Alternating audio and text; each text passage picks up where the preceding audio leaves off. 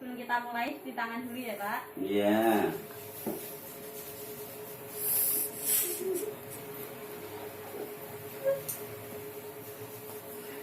Baik, selamat siang Pak. Selamat siang. Masih ingat dengan saya? Iya, mbaknya yang kemarin ya. Saya Satyana dari Swastika Karya Wisata Semarang. Untuk pertemuan hari ini sesuai janji kita kemarin akan dilakukan atau kita akan berdiskusi mengenai diabetes atau kencing manis yang dapat pernah mengalami atau mempunyai riwayat kencing manis. Kemarin kan waktu kita mengobrol, Bapak mengatakan kalau belum tahu apa itu kencing manis. Makanya hari ini akan dilakukan diskusi mengenai apa itu kencing manis.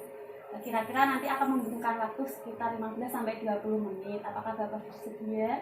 Bersedia. Kita mulai ya Pak. Sebelumnya yang diketahui tentang kencing manis itu apa Pak? Tahu-tahu badan lemes, pusing, terus kencing terus, nggak berhenti. Apa ya, udah itu. Oh, berarti Bapak cuma mengetahui gejalanya saja ya. Baiklah, kita mulai dulu. Untuk pengertiannya terlebih dahulu.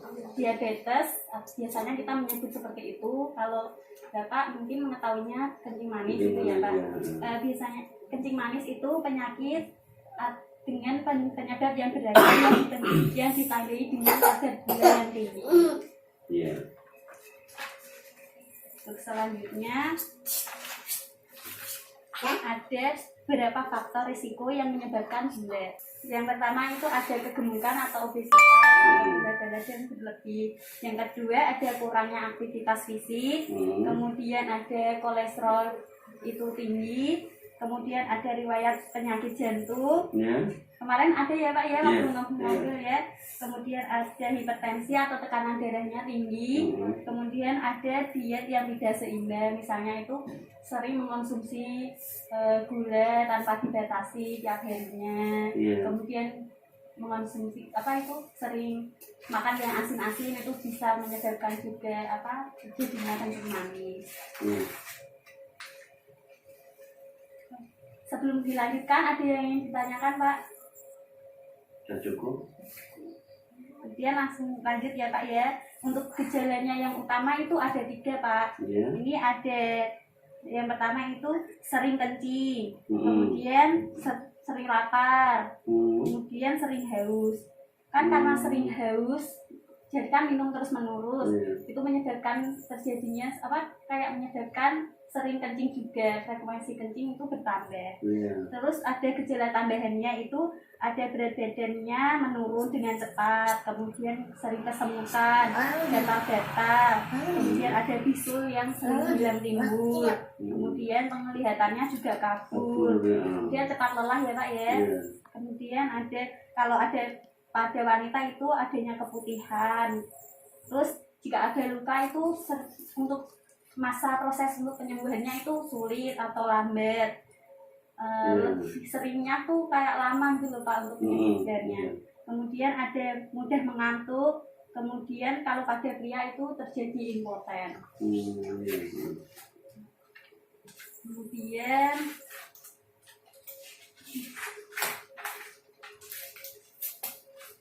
untuk jika Bapak mengalami, tadi kan ada 3 gejala utama. Apa aja Pak tadi? Lemes, sering pusing, kencing terus. Ya, sering kencing itu kan gejala utamanya. Kemudian mudah lapar, kemudian sering haus, itu kan gejala utamanya. Kalau Bapak merasakan gejala utama yaitu bisa segera periksa ke puskesmas atau rumah sakit atau klinik dan dokter yang terdekat atau fasilitas kesehatan lainnya. Kemudian yang terakhir untuk pencegahannya, yang pertama itu mengurangi rokok atau hentikan rokok.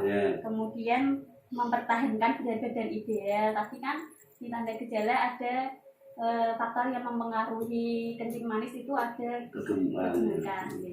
Jadi harus dikontrol berat badannya. Iya. Kemudian makan makanan sehat antara 3 sampai 5 porsi buah dan sayuran sehari, dan kurangi asupan gula, garam dan lemak. Jadi itu nggak boleh makan dengan menu yang mendominasi antara karbohidrat, kemudian lemak, kayak gitu. Harus ada gizi yang seimbang, ada sayur, ada lauk, ada buah-buahan. Kemudian ada tes gula yang rutin, misalnya 1 bulan sekali atau 1 minggu sekali gitu ya Pak. Kemudian hindari kelola stres, nggak boleh stres ya Pak ya. Nanti itu akan mempengaruhi kesehatan Bapak. Kemudian rutin berolahraga minimal itu 30 menit sehari. Lakukan olahraga semampunya saja, misal mampunya jalan kaki ya lakukan saja jalan kaki ya pagi itu. Kemarin waktu ngobrol sudah melakukan olahraga secara rutin ya Pak ya. Jadi itu harus dipertahankan dengan dihilangkan aktivitas yang bermanfaat seperti itu. Untuk asupan makanannya Bapak sudah membatasi untuk gula atau membatasi konsumsi gula? Alhamdulillah ya sudah. Iya Pak. Tapi maksudnya itu juga dalam tubuh itu juga perlu asupan gula, jadi jangan berlebih, jangan terlalu kurang. Itu sudah jadi. Sudah selesai Bapak, mungkin ada yang ditanyakan dulu. Kalau tidak, sudah cukup. Kalau sudah cukup, saya minta tadi kalau terjadi misalnya tanda gejalanya itu langsung dibawa kemana Pak? Ya kita ke dokter terdekat, datang ya ke rumah sakit atau puskesmas atau klinik-klinik lainnya. Jadi sudah paham ya Pak, mau dibawa kemana kalau terjadi gejala tersebut. Untuk pencegahannya apa saja yang harus dilakukan? Pencegahannya olahraga rutin, tetap olahraga, menjaga makanan yang sehat, mengurangi nasi, mengurangi minum manis, makan buah-buahan, sayur, terus makanan berlemak dikurangi. Kalau sudah paham, bisa kita akhiri ya Pak ya pertemuan kali ini. Nanti bisa melakukan kontrak lagi untuk melakukan, atau kita akan ngobrol atau berdiskusi mengenai kesehatan Bapak lagi. Terima kasih Pak. Sebelumnya bagaimana perasaan Bapak ketika sudah dilakukan atau kita berdiskusi mengenai penyakit kencing manis ini?